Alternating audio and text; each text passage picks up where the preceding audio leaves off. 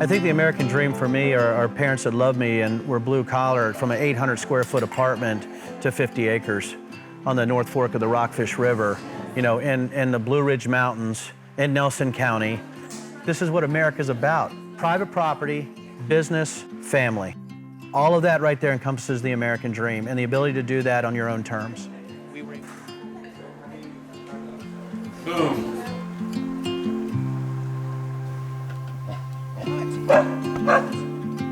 You always look at when you've done things either as an entrepreneur or you've served your country or you felt like you've lived the American dream from birth to now. Born poor or with a mom who was 17, up through having to enlist, to take care of your family, up to college where the military paid my way to go to the University of Virginia, up to, being an Air Force intelligence officer, multiple wars, fighting for my country. That's what I did.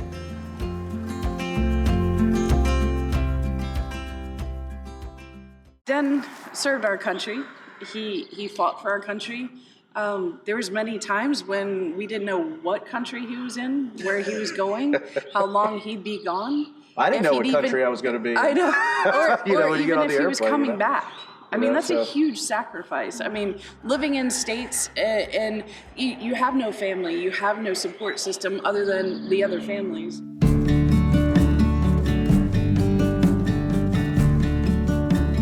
We were born and bred from here, and Virginia is our home, and all we wanted to do is come back home. Yeah.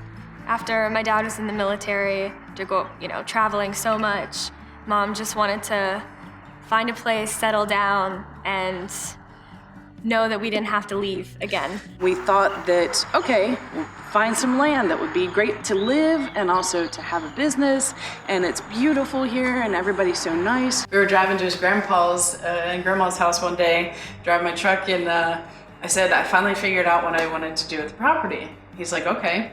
And I love to cook and create. I had gotten accepted to Le Cordon Bleu, like a branch of the United States, and so, but the military had a stop loss, and so when I had to go report, they wouldn't let him out. So I had to let that dream go, and so I always loved to create things. And we were driving, and I said, I want to do a distillery.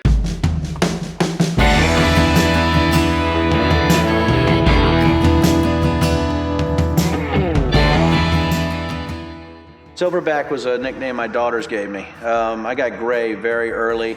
I guess I was grumpy. I was overprotective. I was probably growing hair in places that looked like a gorilla. So, you get the Silverback nickname, and that sort of stuck. I'm the CEO, master distiller, and owner with my husband. I started this about 4.5 years ago.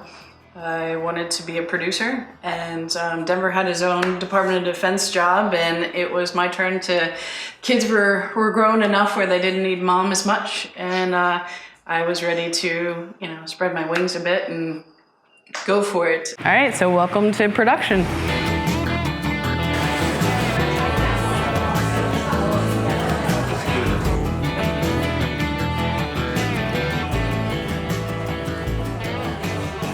So I have 2 stills. Not every distillery has 2 stills. We have a traditional pot still over here. This is Ruby.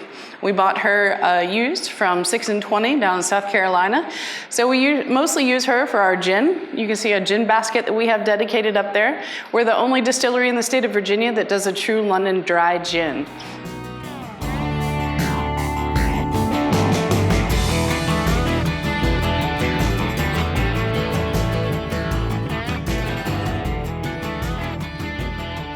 So this is our mash cooker back here.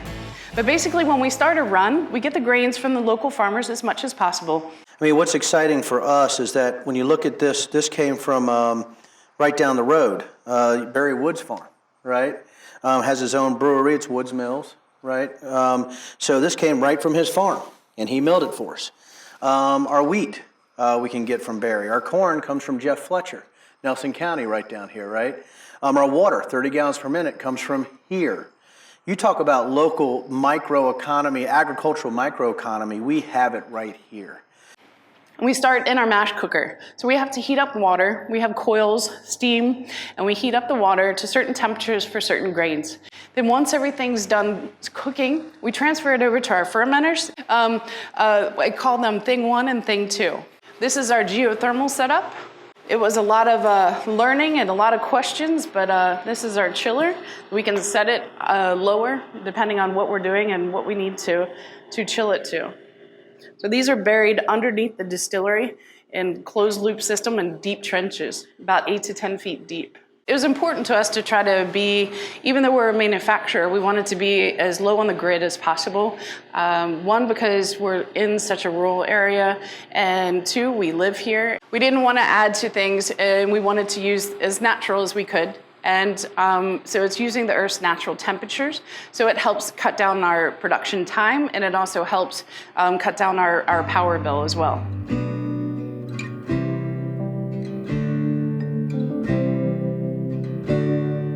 We either bottle it or we put it in barrels.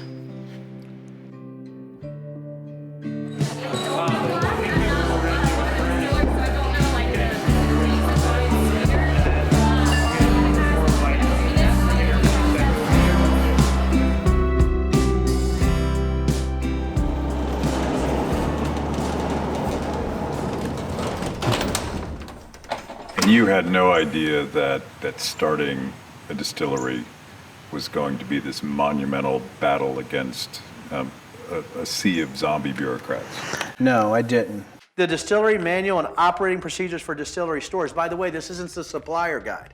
Just look at this. So we have licensing, distillery store, fees, compliance, record keeping, inspections, operating a distillery store, requirements and conditions. Great chapter. Everything's a payoff right now for me. And that's really how this whole thing works. It's a big frickin' scam to rip off producers and creators so other companies can thrive while we sit here and do the best that we can. You're already winning awards. You're a self-taught startup entrepreneur. So the upside is you're kicking ass. 16 international awards. And when we were at the Bourbon Fest, we were like the unicorn in the room. Nobody had heard of us. There's master distillers from the big boys there, and they were just, they tried our product. They're like, that's pretty good. And then when they announced the awards, they had an entire parade of a jazz band, and the entire judges come over. It's in New Orleans. And they stopped at our booth, and that's how you knew you won. And we won the entire thing. Best bourbon at the Bourbon Fest, and they had never heard of us before we walked in the door. And then on top of that, they go, oh, and by the way, you won best whiskey at the Bourbon Fest too. We were just which was our honey rye. The reason we have to track everything is because we have 2 actually major audit trails, which is the TTB, which is the federal side of the house, and Virginia ABC, because we have a federal area and we have a state area. So it gets pretty crazy. It's not just the taxes, it's the 3 ounces per person per day. It's VDOT making us rip our curb out because it was an inch too high and making us pay another $6,000. If you look at the tax system in Virginia, number 1, 54% right off the top, right? So every bottle. So yeah, I know this might be complex, but a distribution fee you think you would pay if you actually sent it to a distributor. Well, Virginia's a control state. So that is your distributor, you don't have a choice. That's just a tip of the iceberg with the regulatory hurdles we've with DEQ, EPA, FDA, ABC, TTB. You're looking at the county health codes. You're looking at EPA. Well, you're looking at the boiler police. Not only do we have that 54 to 46% tax, that profit transfer fee, so we can't write it off, by the way, which is great for us because I think we paid $300,000 last year in profit transfers.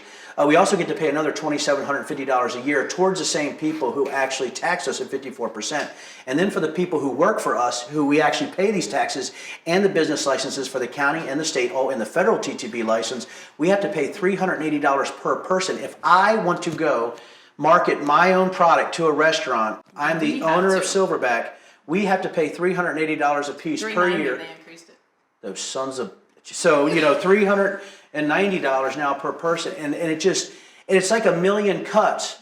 Freddy Krueger slashing you everywhere he can. You wake up, you're full of blood, you're scared, you haven't slept, and all you want is, a glass of milk, or a hot toddy, right? Because you've had enough. But really, you're terrified some nights. How are you going to afford the profit transfer? We had a big month. We did $62,000 in bottle sales instead of $38,000, which has happened.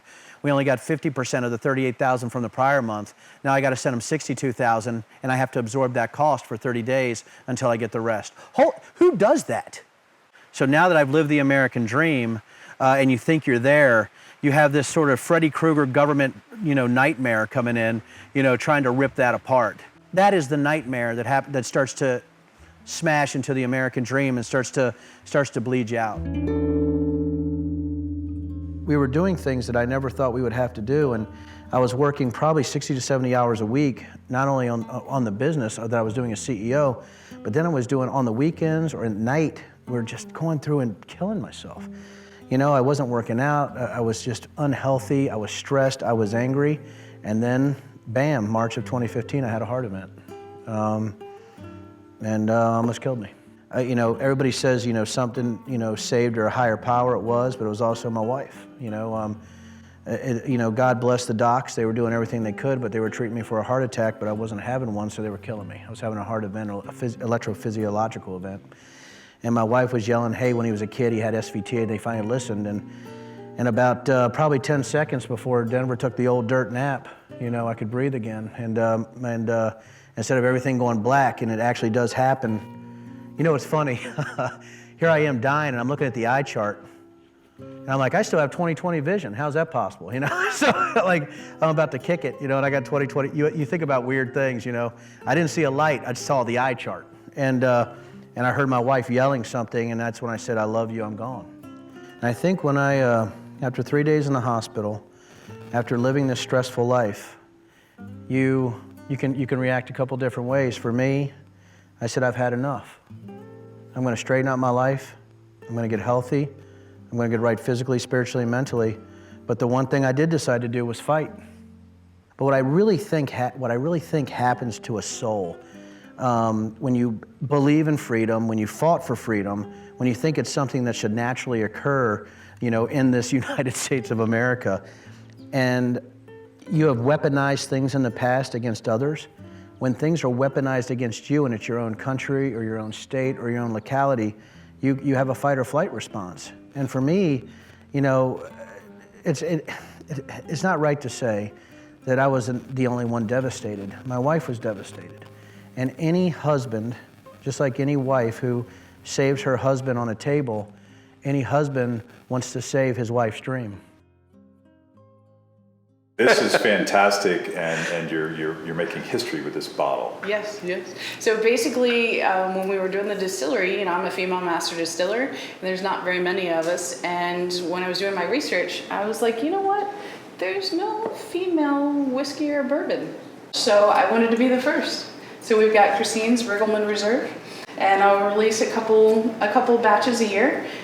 Just when I go through the rick house and I taste something that's just a little bit different, a little bit more special, I'll release it under that. Cheers.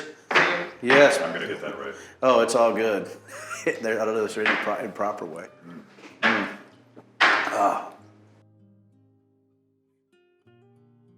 When other people come to you about their dreams, all of a sudden it becomes bigger than you right now. And then you're like, oh, goodness gracious, why in the hell am I caring now? Why me? Why do I have to do this? But I feel compelled because I think it's the people that hate politics. It's the people that's fought in business, the people that's fought for their lives, people that's fought in the military, the people that's come from nothing. Those are the people that have to get involved.